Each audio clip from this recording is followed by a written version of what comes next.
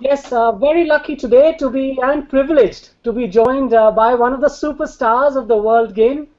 Kevin Pietersen joins us, captain of the Delhi Daredevils, joining us from Delhi. Where else? Just to look ahead to this IPL season. Thank you very much for sparing the time, Kevin. It's a real privilege to have you on. Thank you very much. No problem at all. Just have allowed a lot of fans on the ESPN Cricket Info as well as the Delhi Daredevils Twitter handle to come in with your questions over what we expect to be a free-flowing conversation. Just first thoughts, back in Delhi, you're retained and you're captain. Oh yeah, it's an exciting opportunity. It's obviously a new chapter in my career, one I'm really looking forward to, one where hopefully we can have a really good time here in Delhi, just enjoying cricket, creating an environment where everybody performs to the best of their abilities, is happy playing, and goes out there and just functions the way that they can, and they know that they've been picked up by Delhi because we know they can all win games of cricket here in the IPL. So yeah, they've got to do it in their own individual way, and we've all got to perform together as a team, enjoy ourselves. It's quite a nice opportunity to spend 8 or so days before the first game in Dubai. So we've had some fun bonding sessions over the last couple of days, and the next 6 days are pretty important too. Can I ask you, before I actually let our users' questions come in, can I ask you about Kevin Pietersen? It's been a while since you played a competitive cricket match, January, if I'm not mistaken, that test match in Sydney. So what's it like? The juices are flowing. Are you a little bit nervous restarting playing the game in the middle of all this sort of excitement, 50,000 people at a stadium and all that? Not at all. I've done it for 10 years. I wouldn't say I'm nervous at all. I'm excited. It's something that gets my juices flowing. To play in front of full houses, to play in front of people, and to go out there and perform to the best of our capabilities is something that's actually really exciting. Nerves are a natural process, so obviously waiting to bat, etc., and doing bits and pieces, there'll be nerves, yeah, but I think that's fine, and it's a natural process, as I said, but goodness, no, I'm not nervous about starting to play cricket again. I'm absolutely buzzing with excitement. Can I ask you, Kevin, about, and we have to make the mention here that there is a confidentiality agreement that you've signed with the ECB. So as a result, we can't be talking about specific issues of England. But some doors have shut, but others have opened up. For instance, you're now going to be playing a full season of the IPL for the first time. Every time in the past you've come and you've had to go. Yeah, I mean, as I said, buzzing with excitement. It's a new chapter. It's something I'm really looking forward to.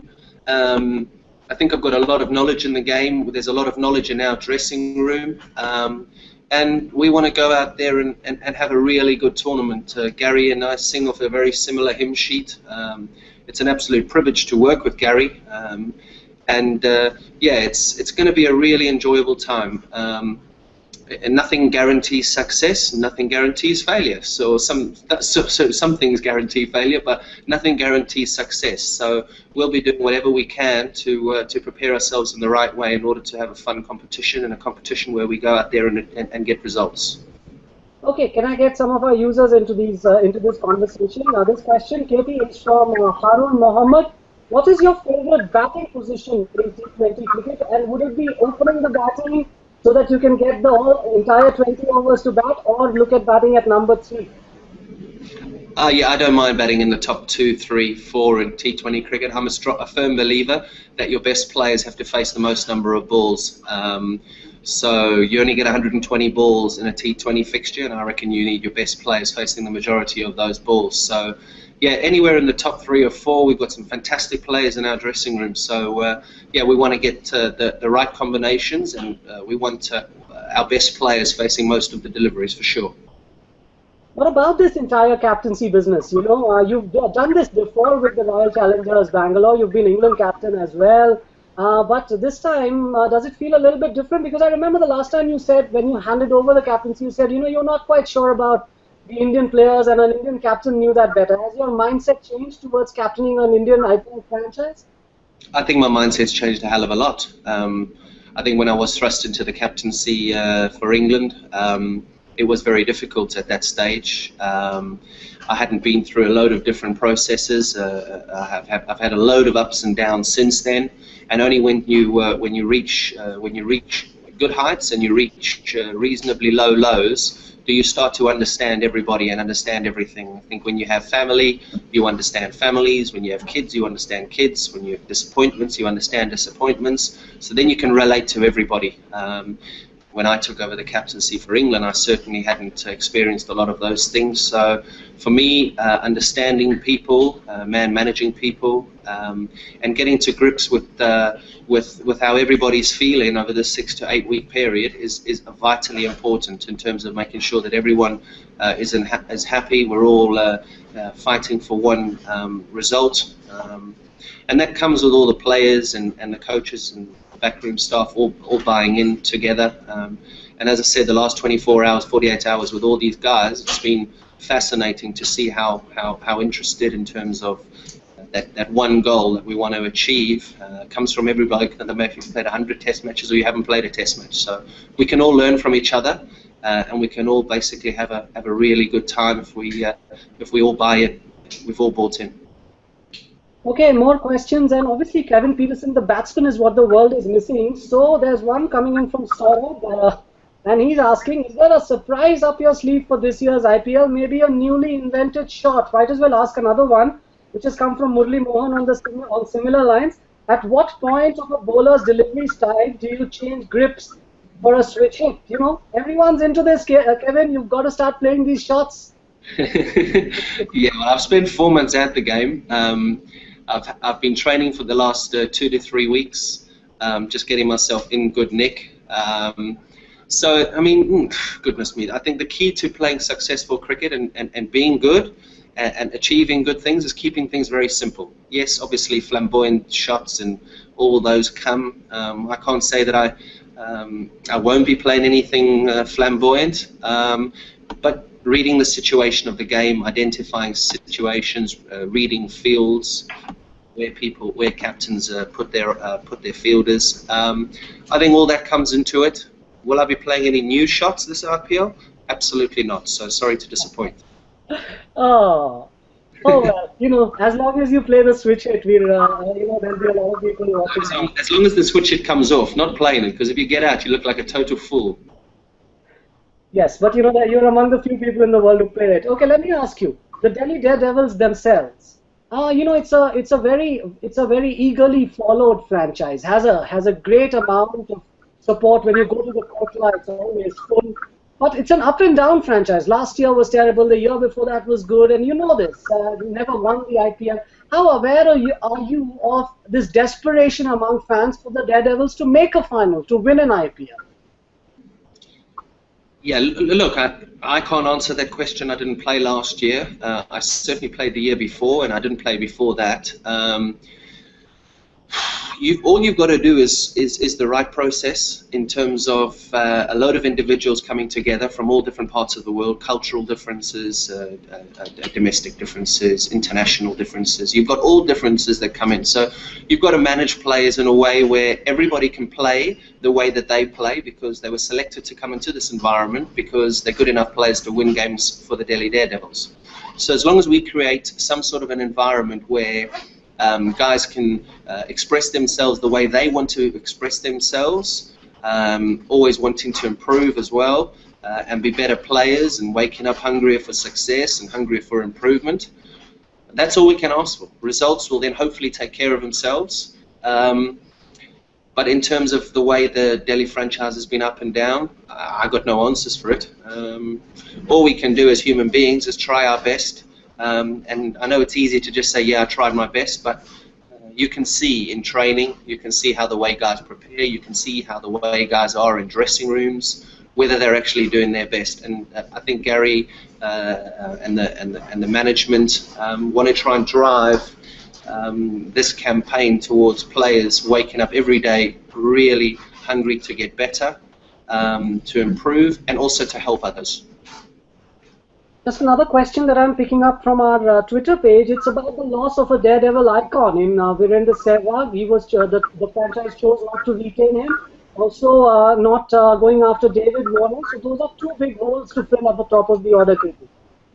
Absolutely, yeah. Fantastic cricketers. The players didn't have anything to do with the decision making. We were all waiting anxiously, like everybody else, to see where we were going because Delhi didn't retain anybody before. So yeah, I love the way Verinder plays his cricket. He's a good mate of mine, and I also saw that he got runs the other day for the MCC, and I believe that he's been playing some very good domestic cricket. So whenever Verinder Sehwag is playing well, he's fascinating to watch. He's one of those players that if he's batting, I definitely turn the TV on. Okay, more questions that are coming in, and they're coming in thick and fast, as you would expect, Kevin. The other question that I had was about the fast bowling.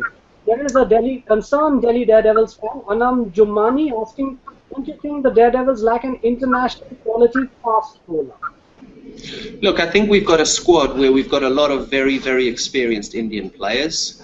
And your internationals are not always going to win your fixtures. I think if you've got real strong international players and you've got weakish Indians, it's very hard because the internationals are not always going to win you the game. I think we've got a blend of youth, we've got a blend of experience, we've got some older guys, we've got some younger guys, and I think the way the auction went has actually been very good for us because we've got guys who can win us games and will win us games when the internationals don't win the games. So no, I'm very excited about what we've got.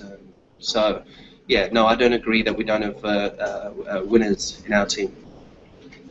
And of course, the first bit of this competition is in the Middle East, where there are three venues where you've played extensively in the past. Yep. Just thoughts on that, Kevin, because there are some questions coming in about that as well, about how important it is to get off to a good start in the Middle East in the early bit of the tournament, and how you will, as captain, make sure that that experience you have of playing there comes in handy. Sure. There's a few of our players that have played out in the Middle East, so it's not just me as captain. Quite a few of the players have played out in the Middle East, so quite a few of the players have got a lot of experience playing out there. I don't think the conditions are too dissimilar to India, having played quite a bit there.